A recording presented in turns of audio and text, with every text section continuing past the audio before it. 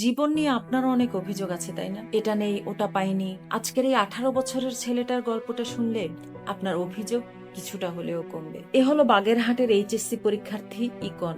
তার বাবা ইসরাফিল দারিয়া মোটরসাইকেল চালিয়ে সংসার চালাতেন। হঠাৎ অসুস্থ হয়ে তিনি মারা যান। পরিবারে আগে থেকেই আরেকটি বড় কষ্ট ছিল। সড়ক দুর্ঘটনার পর বড় ভাই মানসিকভাবে অসুস্থ হয়ে পড়েন। তাই মাত্র 18 বছর বয়সেই সংসারের সবচেয়ে বড় ভরসা হয়ে ওঠে ইকন।